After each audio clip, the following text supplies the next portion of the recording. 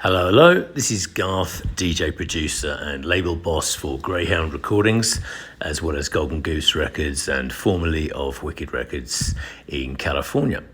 Here with the Liverpool Connection podcast. Enjoy. Hi everyone, welcome to the Liverpool Connection podcast. This is my music and football episode. I'm your host Daz.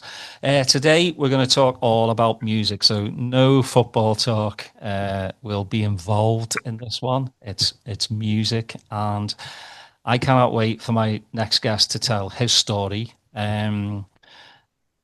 Just found out that we kind of moved to the States around the same time, which is about 89, 90, and you know, coming from me from Liverpool, I never expected to see a house music scene or even a rave scene. So I was pleasantly surprised moving to the deep south then. So my guest is label boss of Greyhound Recordings. He was a massive pioneer of the West Coast house scene, rave culture, with the Wicked crew. Now he's doing his own thing, and I can't not wait to listen to what you've got coming up in the past, the future. You know, I've got DJ Garth. Welcome to the podcast, mate. Absolute honor to have you on. Thanks, Darren. Nice to be here, man. Appreciate it.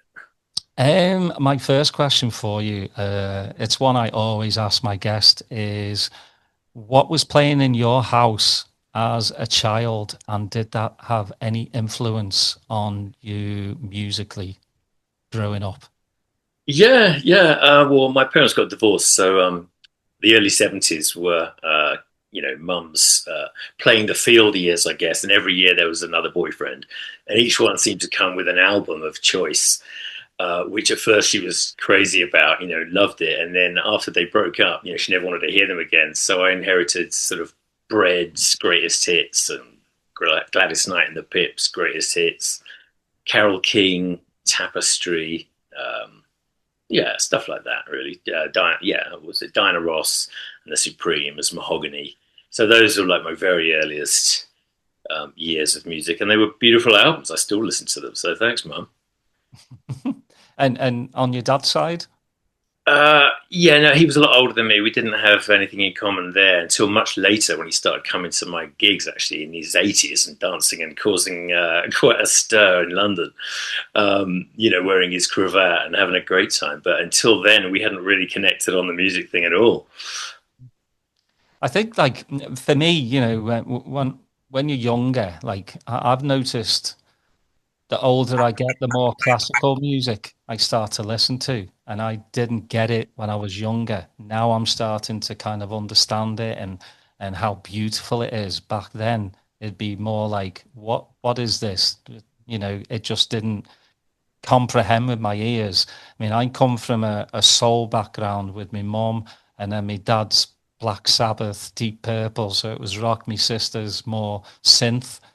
So again, I've got it all, really good music coming from different avenues, and I think that's how I grew into it. But I mean, for you, as a teenager, growing up obviously in the UK, I mean, ska was massive in the UK. Obviously, pop music, rock. And what was your forte as a teenager? Oh man, well, like you said. When I was 13, 14, which is the formative years when you first, have your own tape recorder and start recording off the radio and buying records. It was ska, it was the Specials, and it was UB40. And, their first albums were amazing. So that was fun. But I kind of missed that, actually. Because I'd been living in America for a year when I was 13 in 1980, listening to funk, actually, in Atlanta on the black radio station there, V103. So my first recordings off the radio were the Gap Band, Burn Rubber, and Cameo and Blondie Rapture and Double Dutch Bus by Frankie Smith, stuff like that. So I came back to England, and of course nobody knew any of that, nor did they like it. So I just kind of put those tapes aside and got into what was going on in England. But what was amazing was that the new romantic futurist thing was blowing up, and it was all English bands. So I got really into that and the fashion and everything. It was Japan, Human League's first album, Heaven 17. They were all synth bands, right? Even the first Duran Duran album was amazing. First two, actually. And so, and Ultravox. And so those bands really were the most formative. And obviously, I'd been into Gary Newman before that and Kraftwerk, whatever. But so the fashion of new romantic futurism was very captivating. And so, yeah, me and my mates at 14, when we would first go out to parties, we were dressed like that in our winkle pickers and granddad shirts, we called them, and the kind of ruffled scarves and everything. It must have looked like a right bunch of fairies, but that's what we were into. So, good times. And but then from there, things went punk, post-punk, I should say, because I wasn't into the first generation Sex Pistols and stuff. But The Cure. What was it? The first bands I saw ever live were the Smiths on their first tour, Pill, Killing Joke, Gene Loves Jezebel, The Cult, Theatre of Hate, like dark Susie, dark and menacing, but also like really great, another really good scene and something that came with fashion. So it was all that really before dance music hit. And then things started to get more dancey in England, thank God. And so we got into hip hop, all the black music that was coming over, black American dance music, which was hugely, rewarding for me because it related to the stuff that I'd listened to on the radio in Atlanta. And I was like, oh, yes, I know this, And so it was Eric B. and Rakim. It was De La Soul. It was JVC Force. It was, and then some English bands were having a go, right? A Cold Cut, who I know you interviewed recently. Bomb the Bass, all this stuff. It was really exciting, and it was suddenly very, very London as well as very New York. So there was a fashion that came with that as well. By this point, I'd moved from the countryside to London. I was living in London, 87 and 88, and that was when I was first started going to really good clubs. Went to the Wag a lot. Went to Heaven. Rage, Tim Westwood's hip hop nights were big. There was a lot of really good stuff going on. House wasn't even popular at that point in London. It was a small thing, but it hadn't taken off like it had in Manchester in the north. And I didn't really like it at first, so it was mostly rare groove and hip hop. The clubs I went to, Norman Jay, who was a DJ that I'd see quite a bit, Giles Peterson. And they had great warehouse parties too. It wasn't just clubs. I mean, it was already fully going on before the house music. Well, that's, again, it's like our paths are kind of similar, because in that interview with Matt Black from Cold Cut, kind of said the same thing. Like, black music when I first, because I was an exchange student in New York for a year, and I was inundated with so much cool music. And I took it all home. And at first, my mates was like, what is this crap? Like, ba, ba, ba, ba, ba. And I was like, just keep listening to it. You'll get it. And they finally got it. It was early Run DMC, Eric B., De La Soul as well, Tribe Called Quest. And it was just, I gravitated to that. And like, black music is, to me, it's the core of house music. It's heart and soul, it's passion, and I've always been an infinity to go towards that type of music because it makes me feel something, and just bringing it home, and then you see like Public Enemy on Top of the Pops, you just going, what has happened, From a couple of years ago, there was absolutely nothing, and then they're on Top of the Pops doing their thing. Eric B. with Cold Cut did their thing, and it was eye opening, I think, for British music. And like you said, more and more people wanted to do beats like that. I'm a big Mantronics fan. It was just it blew my mind. And then guy called Gerald came along and just blew my mind even more. 808 State. It was just, were you gradually going towards, like, I mean, at first, like house music, when you first hear it, is kind of the same. You just kind of like, what is this? You know, it was at that point a little bit hard to dance to, like the early acid house. It was, and well, if you remember in '86, there'd been a couple of big hits actually that made it to number one, right? You know, J.M. Silk and Steve Silk Hurley, Folly, Jack Must Have Flunk. They had like number one hits with these early house tracks. So that seemed like a gimmick, but it was cool. But it wasn't like I went out and bought those records or anything. But then I think it was Acid House Hallucinates or something like that. It was the first album that, you know, some British label decided to compile, which was amazing because these records were like nothing else that we'd heard, right? And it was just like bizarre, but they were cool. But I didn't like the dancing. I didn't like the scene because what I had really loved about going out in London was that everybody looked really cool during the rare groove and hip hop days. They looked fly, you know, they had like style and they would dance in this amazing way, the James Brown moves and everything. It was like, this is a scene. It's like really fun, you know. And then I went to my first rave somewhere and I just was like, this is a bunch of white kids for some reason. The white kids latched onto it before the black kids did in London. And they were just like high off their gourd, you know, like just dancing with their acid house t-shirts on, just looked like total morons, you know. And I was like, this is just terrible. I didn't go again for another year. But then somebody invited me down to Solaris, which was a really hip club in London, which was a melting pot for fashion because it was put on by a guy called Nick Coleman, who was at St. Martin's, I think, design. So there was the fashion crowd and there was the hip music crowd. Like I said, people like Mars, you know, those guys, Dave Durrell, you'd see them at the club. You'd see the Baby Ford. You'd see Shaman before the original singer died. And sometimes they perform live. Mr. Monday, you know. So it was a hip and happening scene and everybody, it was so different. And everybody was on ecstasy, which was nice on a Sunday night. I mean, the club started at 7 and ended at midnight. But someone took me down there, and obviously I took the magic pill, and it was like nothing else. Everybody was wearing white Afghan hats. It was all, you know, strobe lights, but there was so much love in the room. You know, I was on the dance floor and I was hugging total strangers. This never happened, right, in the old hip hop scene.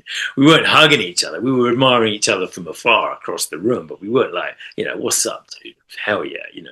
And it was like real camaraderie, real love on the dance floor. So, and the music, as well as the acid house, was also very melodic. It was like, you know, Balearic piano anthems and stuff, which was, you know, amazing, a musical. So I dug that, and then I think the very next night, someone said, "Oh, you got to come down to the Zap Monday night, Tonka do it night." You know, who's Tonka? Well, it's Harvey, Chocky, Rev, guy called Marky does it down on the beach after the club closes, and off we go. So off we went, and again, it was another magic pill moment, and everybody was so loved up. The scene was amazing. They brought in their own sound system, and then I remember at the end of the night when the house lights came on, and the doors opened onto the beach.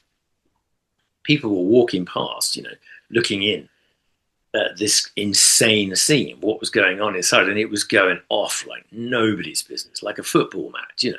Like somebody scored like 3 goals in a row, you know, like for the whole last song, his hands in the air. And again, everybody hugging each other up. And again, very different musical, much more musical than just the acid, which I liked, of course, when you're high, it makes sense. But, you know, they also played, you know, things like Bohan and Let's Start the Dance and, you know, big like disco, psychedelic, cosmic disco anthems, and even like a great pop record, a well-timed pop record like HAPPY. And so that was what got me into house, and I never looked back after that. Yeah, that was it. Were you the kid like I think most of us? I'd never touched a turntable in my life, but when I started going to clubs in Liverpool, you know, back then, obviously the DJ was like in a corner, you know, not on a pedestal. Like, just give me a good sound system. What's coming out those two, like 3, 4 speakers? You know, if it's tuned in right, I'm all with you. I don't need to see the DJ. I know you're doing a damn good job if I'm still dancing. But it made me kind of like, I want to know where these tracks come from. So I'd go to, at first started going to like Woolies because they had a record section in there, and I'd find bits and bobs, and then I'd find through mates like go to 3 Beat in Liverpool and you'll find some stuff. And I just wanted to know how they made these sounds, and I was just like you, like the magic pill, just kind of opened your ears Mm, to the world, mm. really, And your and heart, and your heart, you know. yeah, and like you said, I still think there's something inside everyone, like, yeah, the pills help, you kind of drop that curtain in front of people, and you just, I think the inner you kind of comes out as well. It does help. I mean, there isn't one time where I've taken it and I've gone, this music's crap. You know, it's always opened my ears to different sounds. Like I can I can put a record on, and each time I play it, I hear something different. Whether it's a synth line, whether it's a different bass, I hear something different every single time. Don't need drugs for that, you know. No, Yeah, definitely. I just think it was as they say, a gateway to not to do other drugs, but a gateway to kind of experience stuff that you wouldn't normally have experienced. I think some people need it more than others as well. Like, England was it was a pretty violent place, let's be honest, in the 80s. I mean, you couldn't go out without seeing a fist fight, right? The skinheads versus the mods versus, whatever, football casuals, There was something going on for some reason in England where there was tribal warfare everywhere all the time. And Acid House came along, and, even the guys that, be on the terraces normally fighting were suddenly loved up and weren't interested in that, which was amazing. And it was very real, and it absolutely changed. I'm not a violent guy, never. That wasn't my cup of tea at all. But but I'd certainly go out and see plenty of aggro, and then we'd go out to house parties, and suddenly there was none. And Hmm. also, it was even more noticeable when I came to America because in America you don't see fist fights, but there's gun violence, right?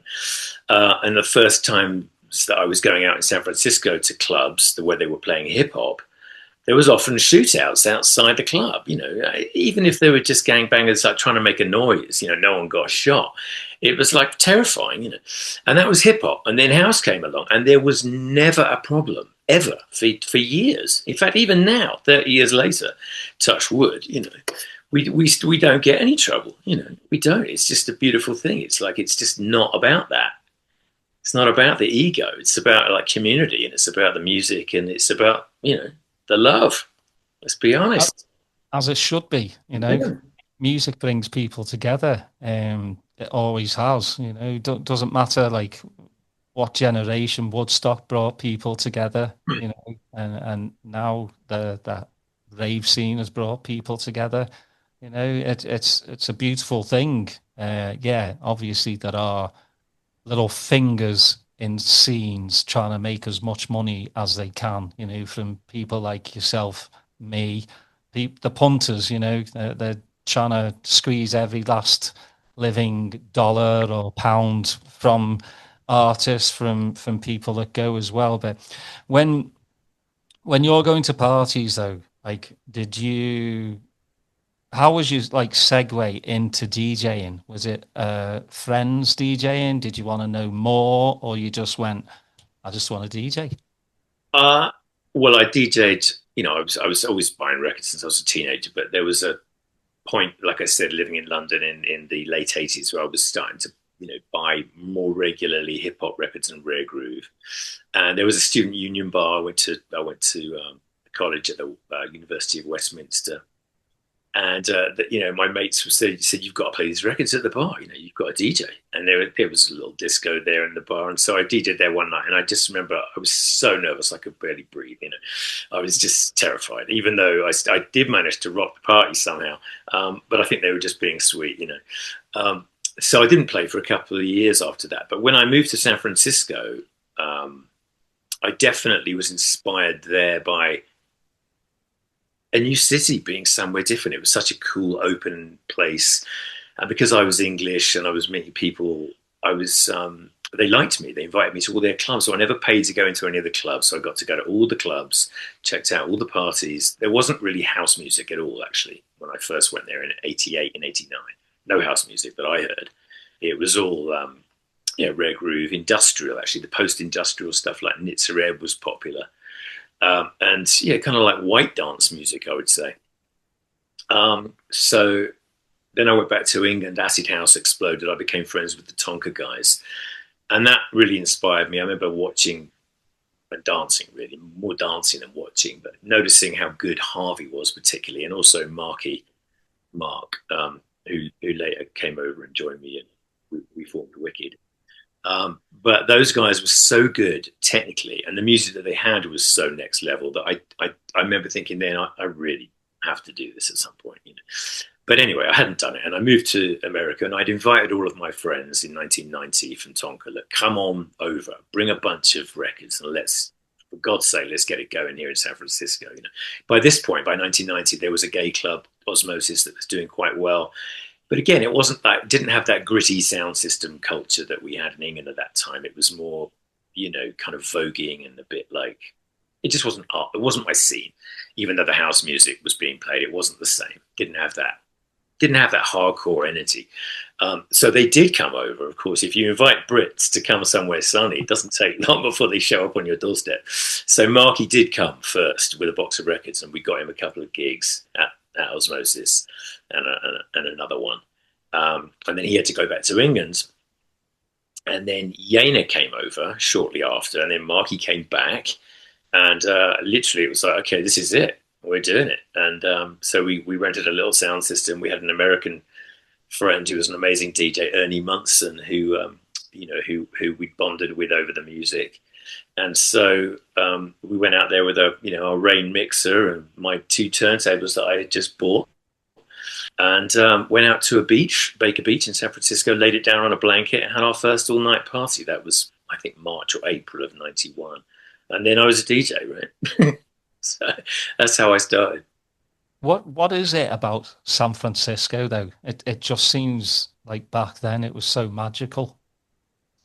Yeah, well, it's had a long history of psychedelic, experimental youth movements, I suppose. I mean, obviously the gold rush days must have been heady days indeed. And then, the beatniks, years after that, the beatnik writers all congregated there, and it was very psychedelic. They started doing their be-ins and taking LSD with Timothy Leary, and they had this bus that inspired Greyhound recordings later on when we got our own bus.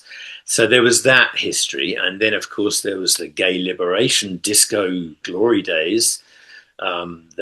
Before AIDS, they had an incredible explosion of dance music and everything happening in the 70s, which of course had a sad ending. And by the time I came over in the 80s, the disco had long gone, and you'd see the old disco DJs had all kind of retired from playing dance music, and they were running record shops. There was a few record shops that were amazing in the Castro, where they had all these incredible records, a lot of which had come from, sadly, people succumbing to AIDS and their records being donated to the cause. So they looked a bit emaciated. These guys, they'd been living with HIV for years. So I think when Acid House came, it was really like a welcome, passing of the baton. Really, it was ready for something new and exciting. And we just tapped into what was already there. This kind of incredible. It's a beautiful place. The sun's always out. There's parks. You're right on the ocean. It's the last frontier before you head out to the Pacific Islands. Right. It's kind of the end of America, and it always feels, or always has felt, very experimental and very very open-minded and welcoming to new people. We were new people, and we were welcomed like we'd always lived there. Because everybody, not everybody, but a lot of people had come to San Francisco from elsewhere in the States in search of something freer. Yeah, well, I've had Gavin on, Gavin Hardkiss, and he kind of gave me the rundown because he was going to school in Philly, and got Scott and was like, let's go to San Francisco and with a bunch of records, and let's do something there. And it just seems like it, I can count on like just one hand how many like amazing, yourself, the Wicked Crew, You've got TJ Dan, Peter Tall, Basement Twins, Doc Martin started in San Francisco. It's just so much musical like talent just seems to come from there. It's like it's in the water, you know what I mean? And I've been to San Francisco quite a few times. I've loved every minute of it. I remember going to Haight Street, and there was a little record shop in a basement. I've forgotten what it was called. Tweaking. Tweaking. That's it. Yeah. I would find the most amazing stuff there, and domestic, which was always good because it was good for your wallet, because imports were just, 10, $12 a pop. So getting a really good domestic track, especially from San Francisco for $5-6, you're like, you've scored, I just loved the scene and like, but how did you take like, because again, it's still early on in the rave scene in the US, right? And you're doing your full moon parties and obviously the burner parties, Burning Man are starting to grow. How do you go, let's take this around the country? Because like I said, Orlando had the prog scene and Florida had the pretty much breaks, and then New York was Adam X, more techno based. I mean, how did you like, because to pack, a Greyhound bus with a system and just go, all right, we're gonna travel the US and bring our vibe. Like, I mean, that Well, must have been a powwow around the old campsite on that talk. yeah, no, it was everything happens, kind of one step after the other, right? I mean, first of all, we started off very bare bones, throwing these full moon parties in San Francisco, and every month, the moon is full again, so we'd throw those full moon parties every month for 5 years. But at the same time as that, we had to pay our rent. So literally, the very first Wicked was a week after the first full moon party in a basement. So we started doing these basement jams after hours. They wouldn't let us take over the club early. We had to wait until they were done making their money on the bar. So at 2 o'clock, we'd come in, bring in some sound, and be up and running and go until like 8 or 9 in the morning. So that's how we started. And then we started doing much bigger nights, and started raising money for a big sound system, the proper Wicked Turbo sound rig that we had Tony Andrews custom designed from England and ship us over. But that took a couple of years, obviously. So we started throwing big parties in the big clubs that used to be disco heydays, Townsend, King Street Garage, 1015 Folsom, places like that. And we started making some good money and sticking all our money aside to save for the sound system. We didn't pay ourselves. So at this point, we've got a name. I mean, I started being invited to DJ in places like Seattle and Denver and LA and San Diego first. And then I got an international booking. I was flown to Australia and I was flown to Japan, Tokyo, 93. So this was early on. And then I did a CD, which, a few people frowned upon at the time because mixtapes were one thing, but to do a mixed CD was a bit of a sellout. People said it was called No Rest for the Wicked. And anyway, it was a very underground mix, but it blew up. And so I started getting a lot of gigs from that. And I'm playing in New York and Washington, D.C. and Baltimore. And then Florida for the first time, Gainesville, there's a few other towns, I think Orlando, Atlanta. And so when we teamed up with these friends that had found this fantastic old bus, a 1947 Greyhound bus, they found it in a scrapyard, and it used to belong to a Baptist church group, and these kids just had nothing to do but they smoked weed, probably grew it, and they worked on their bus, and they became fans. They came to our parties and they're like, look, we've got this bus, let's go. And it was just a match made in heaven. Even before we actually owned our sound system, we had this bus with these guys. My friend Clay was the amazing driver and anchor to really get that going. And then it was like, okay, let's do our first Wicked tour. In '95, we did the first tour. We did about 6 or 7 cities, I think. just a West Coast with the bus. It was amazing. And then 96, tour got a little bigger. I think by this point we got our sound system, and we were off. We'd fly to the East Coast and do those gigs. We didn't bring so we never brought the sound system all that way. That would be a huge expense, you know. And so it was just organic. And then we started making records, and so that also helped. Yeah, it's just I love, because again, you know, there's just seems to be I don't like to be the person that goes, you know, it was better then than it is now. But I think a lot of things that I can say is there was a lot of the DJs and the labels and the tours were more organic than they are now because of the big backing of brands, you know, and money that's just been thrown. I'd love to hear that, you know, you weren't paying yourselves. What you're doing is taking that money, paying for a sound system to be built, and doing it, you know, yourselves, DIY. You know, I think the closest I think to Wicked Crew would be the DIY crew from Nottingham. You know, Mm. Tiggs and Wash and Emma, just kind of on the same vibe, same level. It was all organic. You know, they weren't thrown money. They whatever they made, they put right back into it. And I think that's why I think a lot of people in the US rave scene had so much respect for yourself and the Wicked Crew, because they knew it came from a place, you know, from the heart.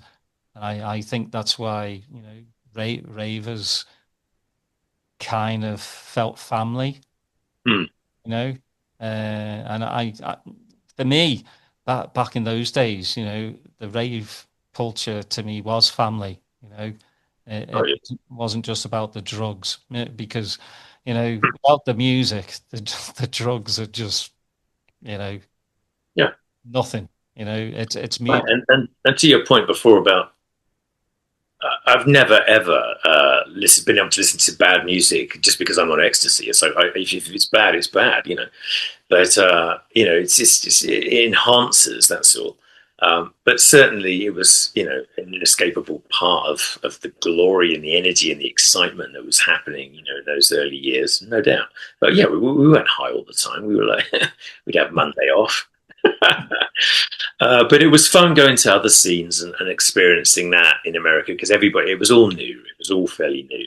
Um, Obviously Chicago had its own thing, and actually Chicago, the Midwest never really got us. We were never big in Detroit or Chicago, probably because they'd already had their own thing.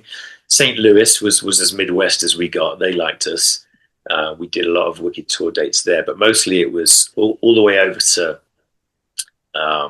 you know, to little scenes like Gainesville in Florida and Tampa and Orlando, where the heads, it was a small scene, and they're really into the good music. You know, it was DJs like Three, Q Burns, Chang, you know, Brian Busto. Those guys were great, and so we loved playing there. And it was, you know, it was just that was a really fun scene. I think it was definitely the Florida scene was one of the more fun destinations.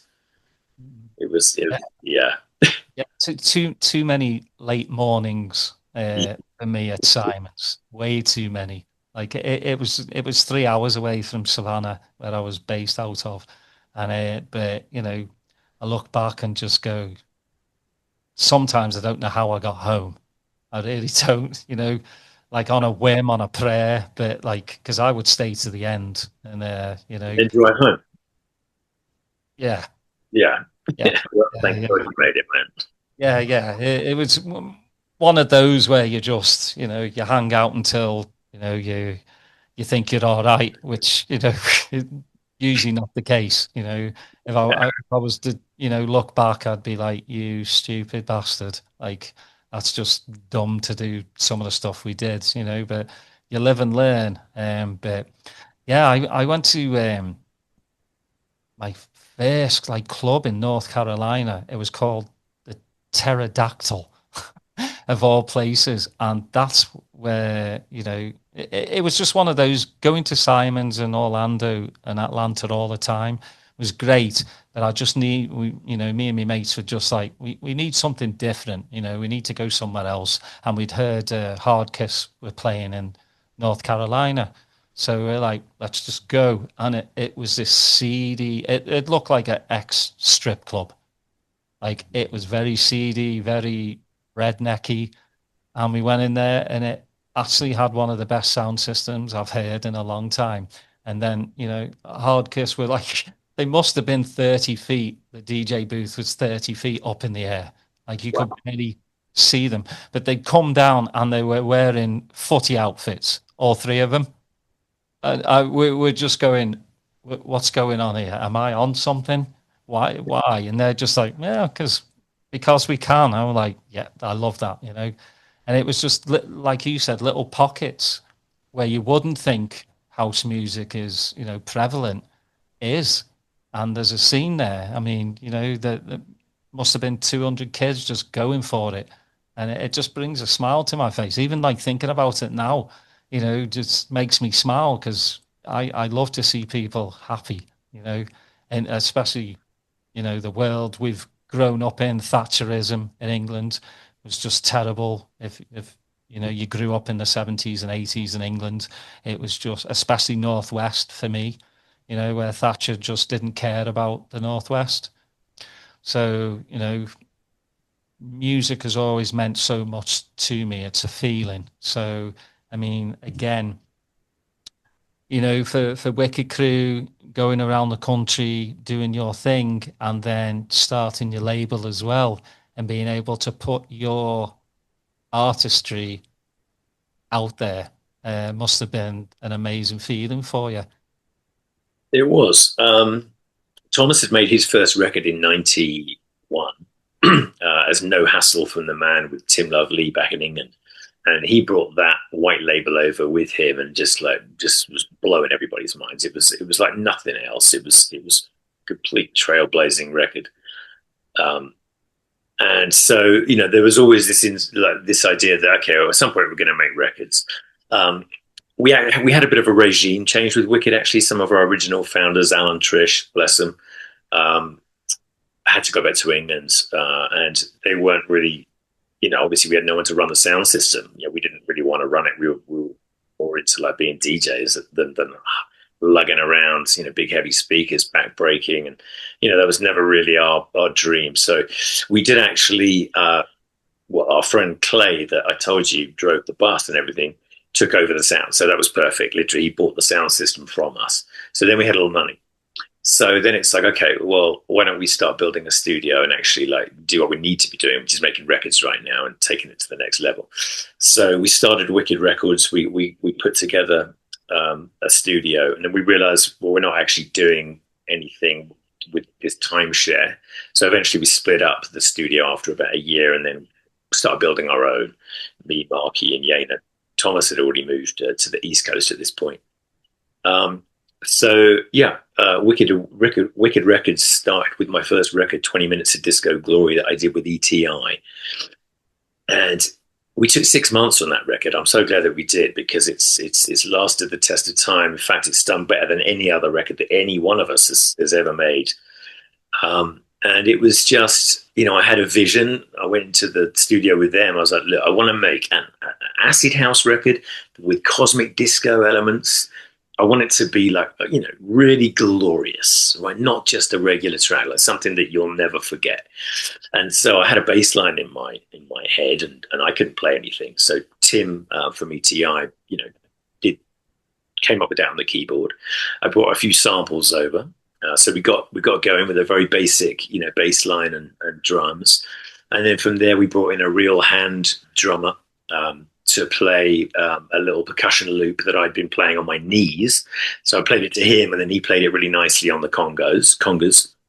And so we had nice drums.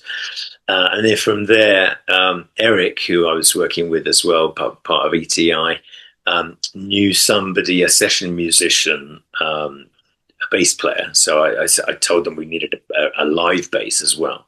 So he came in and played the original bass tone, with a live bass guitar, which sounded amazing. And then I remember in the session sort of doing a bit of slap bass kind of thing. I said, "Can you do any slap bass by any chance?" And he did, and it was the most amazing thing that became the fill in the record.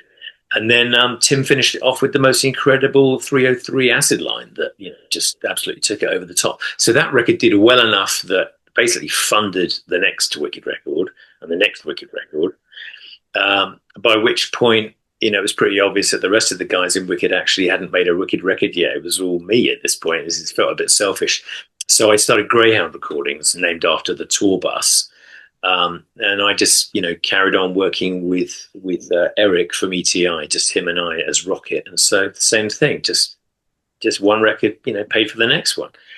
And it was a beautiful thing because in those days, you didn't have to pay. You didn't have to, have a digital huge company that owned your record and did everything with it. You were responsible. If you want to sell the record, you've got to go and call up the record stores and create a buzz. You've got to send some white labels to the other DJs. I'd go to Miami with a handful of 50 records and give them around to all the DJs at the pool there. And that was part of the fun, That's when the Winter Music Conference was proper. Oh, it was so proper, man. At the Fontainebleau Hotel where everybody would meet, you'd meet all your idols, basically. All the big producers and DJs were there. And everybody was really friendly and just talking to each other. They'd have David Morales and Louis Vega and, and the Detroit guys and Mr. C coming over from England. And, it was like unbelievable you could meet around that pool. How times have changed. I think that's one of the biggest things I miss too, is just they weren't like top tier DJs weren't like not you could talk to them, you could actually meet them. While now top tier DJs, you can't get near them, just to say, hey, look, I love your sets, I love your music. You can't even do that now. There's such a divide, to get to the person that you admire and you listen to. And I think, the early days of Winter Music was just phenomenal. It was like taking your first pill for the first time, being around people that had shared the same passion as you. And I have to say, one of my favorite records from you is Voices of Freedom. It's just hands down, and People as well. It's just hands down, like, for that point in my life, I kind of needed records like that, and just again talk to me, like, again, I'm a very emotional person. I cry at the silliest of things. What my wife will just be like, "What are you crying for?" Just, I saw something on the telly. It just triggered me. But music triggers me as well, and I'm okay with that. I'm not one of those, like, coming from England, as a lot of fathers would be very like, back in the 70s, stop crying, lad, you soft thing. I was never like that. I was always like, look, my parents were mostly like, look, if you want to cry, cry. It makes you more of a man, Sorry to go off on a little thing, but it's just... There's no shame in that at all. I think our generation is fortunate in that we can express ourselves. I remember, like, when I was like 8 years old or something like that, having little action men, little big men, they were called. They were like a little action man, and it was great. I mean, it was all dressed in its army gear, But after a while, my sister, I had a sister who had like these little Pippa dolls, and they were like little ones. They were the same size as the action guy. And I was like, well, I want one of those for Christmas to go with my action man, And I remember my mum thinking, well, that's okay. He's gonna buy a doll with his Christmas money, But it's so much more fun to like go to the ball with your hot date, right? He's wearing a green dress, than to have two guys fighting. It was just never my cup of tea. I'm all about the romance too, man. Yeah, lover, not a fighter, as they say. Yeah, I'm 100% with you. Yeah, I mean, I've been in some scraps. I haven't started them, but I've finished them because I don't want to get hit anymore. It's just been one of those where you walk to school and the opposing school that's down the road, they're Yeah. waiting for you. You know, it always used to be like that at the bus stop, and you just got to kind of grow a pair and just go, I'm not going to have the shit kicked out of me anymore. So I put my head down, hit a few, and then walked away and said, no more. You know, it's not Yeah. worth it. Like, I Oh. just never understood all the aggro. You know, I'm like, go to a boxing gym, do something, but don't go around like hitting people. I've never understood it, but Yeah, never understood that at all. But there were some odd moments even at the rave days. Like the first time at Burning Man '95, there was some guy butt naked. They're always butt naked for some reason. He suddenly came out of nowhere and was just like really intensely looking at me DJing, because we didn't have a huge stage or anything. It was just like literally a picnic table with the decks on it and 5,000 people all around me. Which we thought was hilarious and fun. To be the center of it all without a stage. But the downside of that is that all it takes is one maniac with no clothes on, and it's all over. And he was looking at me like suddenly there was a rule at Burning Man that needed to be broken. There was no other rules, but this guy DJing is he needs somebody to stop him or something. And so he kind of came out of the woodwork and literally threw the table at me, and I saw him. I'm underneath the table, and there was a storm going, and it's like there's electric. You can hear that of everything going pear shaped, and I'm literally on my back. And when this guy with no clothes on, even he was freaked out that he'd done such a thing. And he was promptly escorted off to sober up. And the next day he did the walk of shame. Was like, I am so sorry, man. I was so high, and I'm like, God, dude. Well, maybe put a lid on the drugs, for fuck's sake, because there was 5,000 people there that were having a really good time until you came along. And so, there's always going to be those people, I guess. yeah, well, we had a lot of raves in Austin at the Austin Music Hall, and yeah, there was always one naked person just walking around, just you know doing their thing. And then one time, one lad tried to jump up on the stage, completely naked and just like, yeah, it just kind of, Man, I'm telling you, there's something going on there. yeah, it's just put some clothes on, man. Why do you need to? No, please don't. Like, please don't. And they come and talk to you, and you Oh just yeah, like, oh yeah. you do the lean away, like, okay, all right, mate. Yeah, you okay? All right, nice. Well, You- something else about living in California is that there's been a lot of interest from all sorts of different places that you wouldn't expect. Like at some point, the powers that be at Esalen, which is this incredible, beautiful, spiritual resort on the coast of Big Sur, decided that it was very psychedelic and interesting what was happening at the rave, and that they wanted it over there. So they brought us in. I got a call.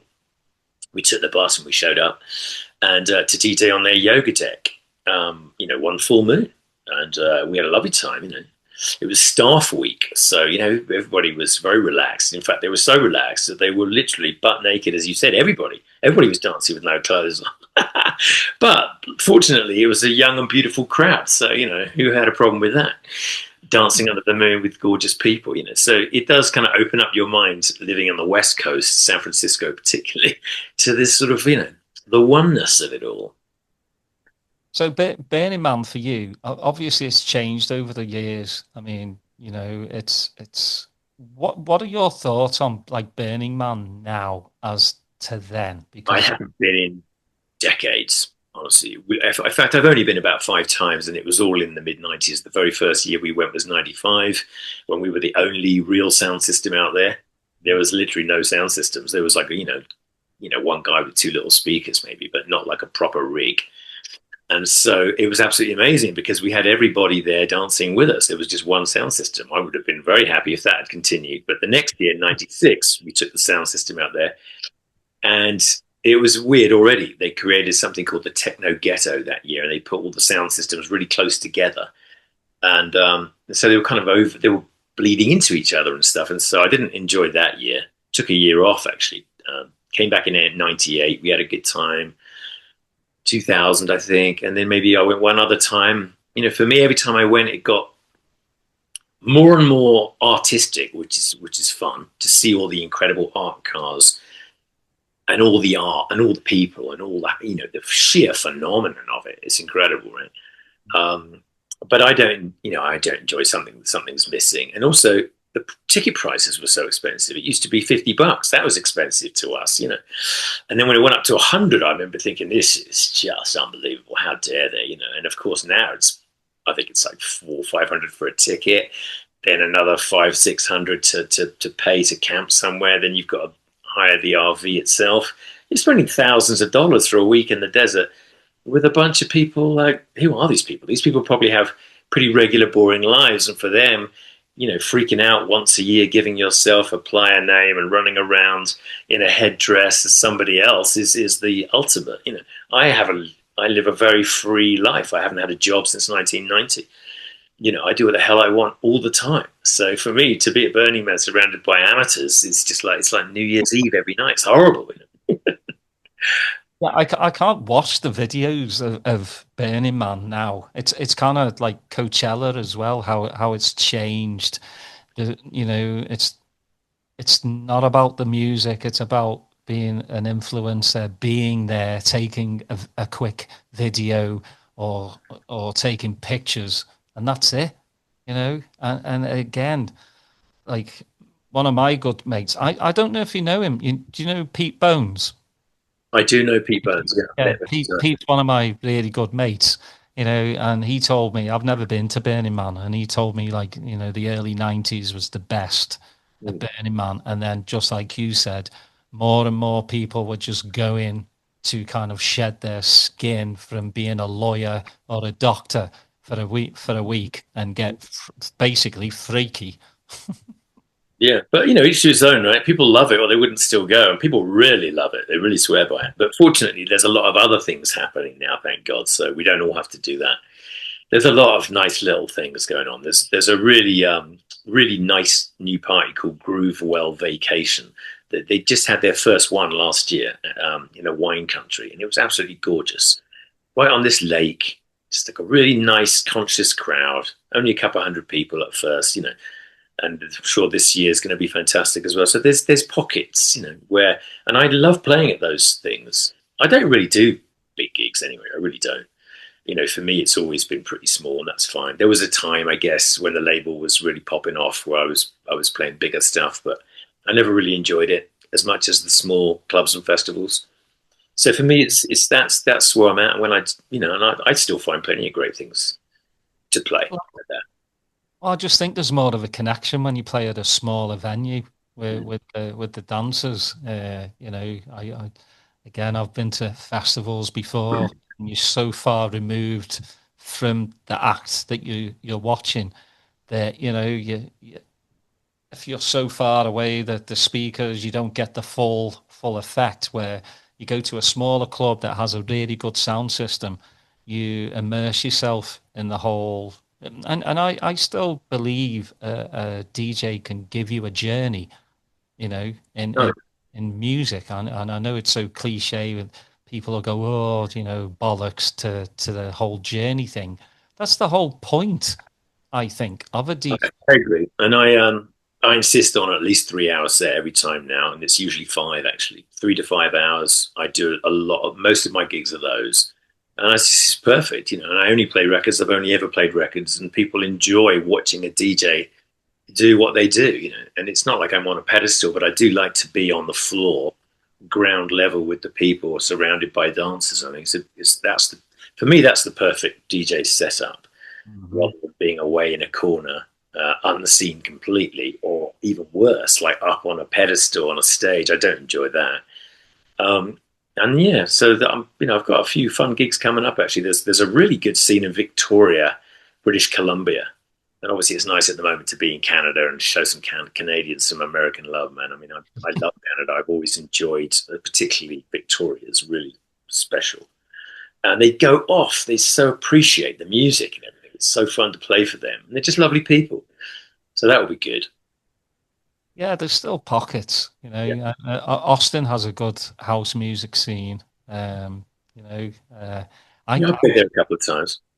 yeah, I mean, it's good. I mean, it was really good in the 90s and the early 2000s, and then kind of, the bigger again corporations kind of came in with the money, with the raves, and then obviously massive crackdowns with the government. No, no, no, no more of these late night parties for kiddos.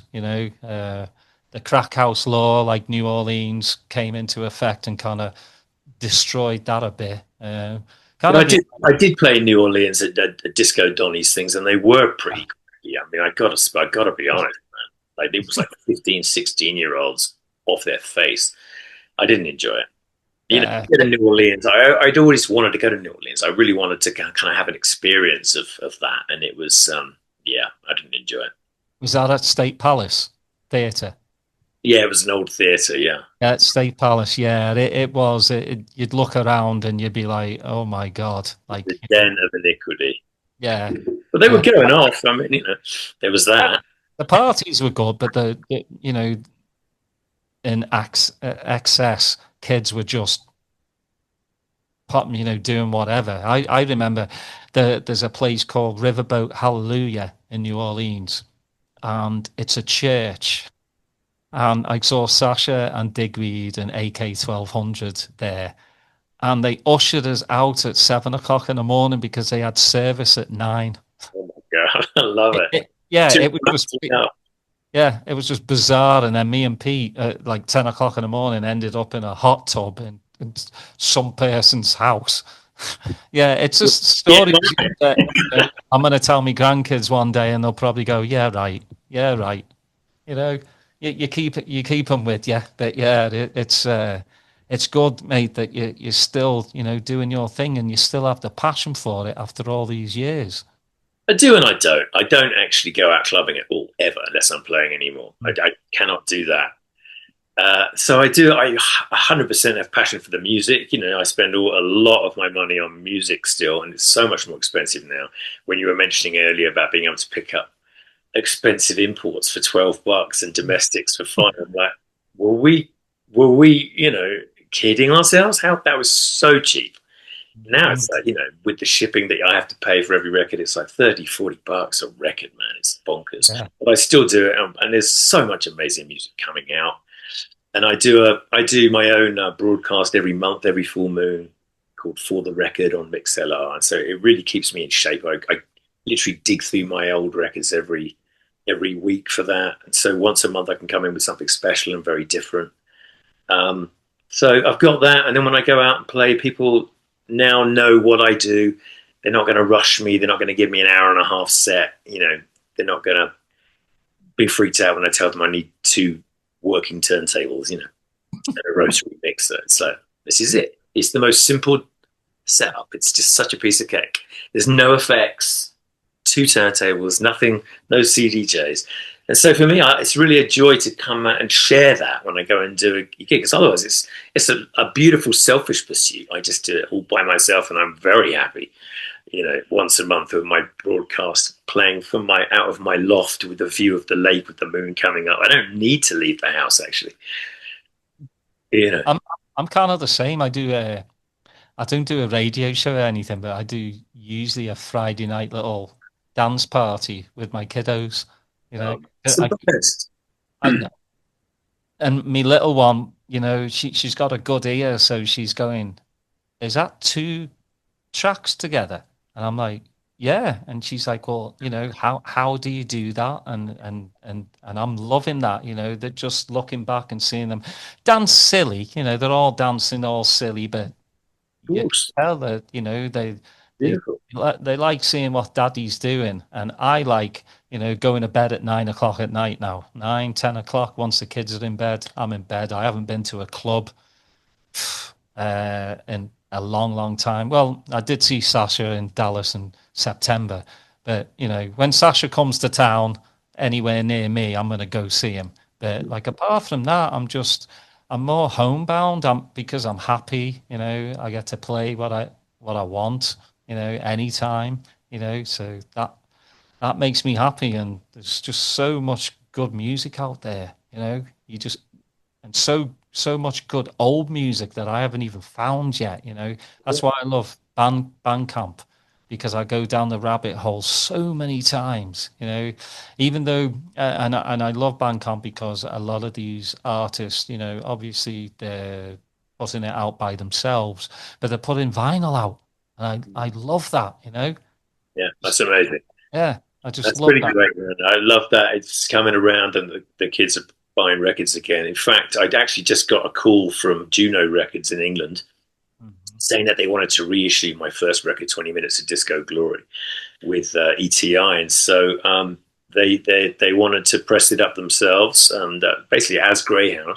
So I came, got in touch with my old designer and did the label artwork and everything and sent them the masters. But they're putting it out P&D deal, which is superb for me. I don't have to worry about distribution. I don't have to pay up any money up front. And the buzz just from me saying this is coming has been enormous. Like 4,000 hits on my Instagram post about it. So it's so that's really great.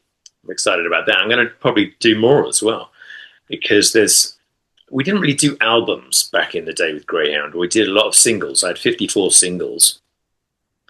But I do feel like some of it's album worthy stuff, because I would encourage artists to put interesting stuff on the B sides, which these days no one really does. It's just like they just have another remixer do another dance mix of already a dance track. But in those days, people would actually spend time and listen to the whole album, flip it over and listen to the B side. So I think there's album stuff there. So I think what I'm next going to do with Juno is an album of probably a rocket album, which is my stuff that I did with Eric as singles, but we never, put it together as an album.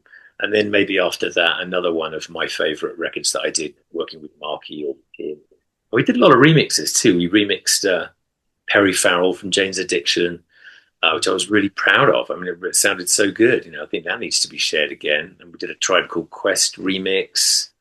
Um, Yabby You, quite a wide range of different people that we got to play with in the studio. And so I think it'd be fun for that stuff to come out again.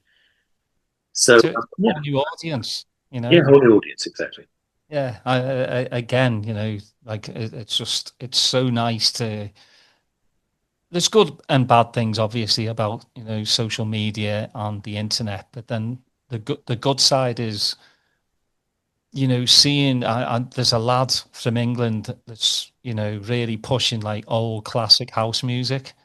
I forgot what his.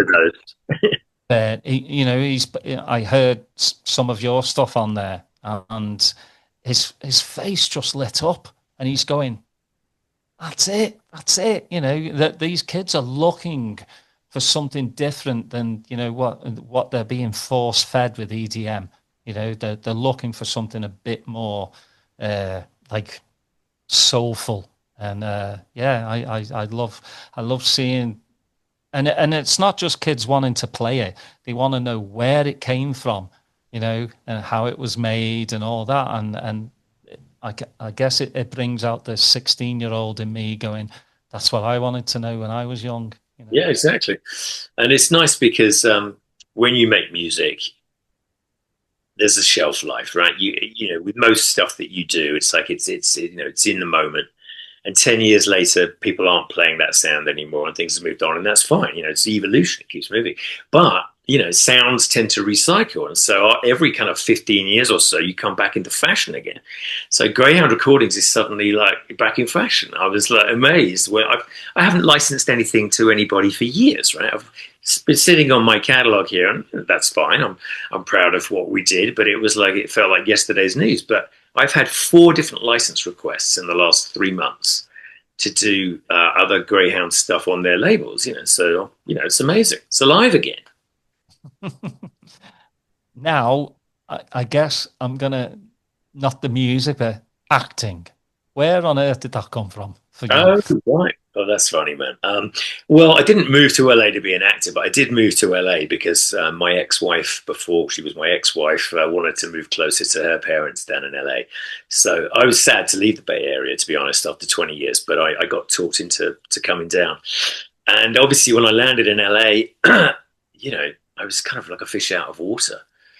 I'd already wrapped up my label. I'd already stopped making music. I'm like, well, okay, hi, I'm a DJ. It's just like the phone wasn't ringing.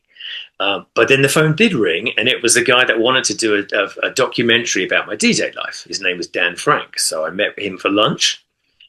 Now we talked about that, and that actually ended up never transpiring, that thing. But he says, I've got a feature film, and I need this kind of like villainous record label exec, and I think you'd be perfect for it. And I'd never considered myself to be at material at that point. I hadn't taken a single acting class or anything, but it got me fired up, and I said yes. I had nothing else to do. Right? I've got literally no excuse. So I showed up on set, having done a bit of research, learned all my lines, and apparently was good enough that he was impressed and didn't feel the need to kind of hold my hand through the process at all. And the film won an award at the Independent Film Fest in New York. And so that was a good start. It showed at Cannes as well. So it got me fired up. So then I kind of started playing the game. I'm in LA, right? I started going on auditions. I got my headshots. I took some classes.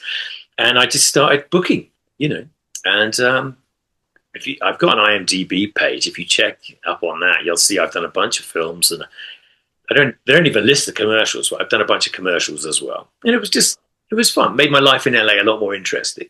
Gave me a reason to get up in the morning. And and also it's good to sharpen up your adult self with new skills, right? To throw yourself in at the deep end of something completely different where you don't know anybody. It was another good thing. I didn't know anybody, right?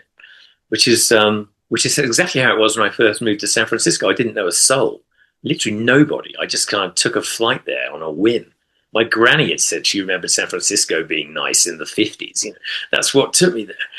And so it was kind of the same with LA. I'm like, well, okay, acting, let's go. And so, yeah, I'm actually going to be on the TV on April 1st for a show. It's like a Wild West show called Wild West Chronicles on ISPN, I think it is. And I'm pretty proud of that. I played a good villain in that. Slankard, his name was. And we'll see, Well, you had the commercial with Novak, didn't you? I did, yeah, I did, and that was again a surprise.